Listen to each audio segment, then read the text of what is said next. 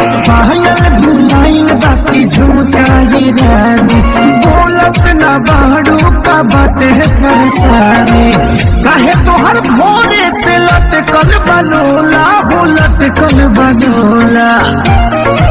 हाँ तो सुनी ना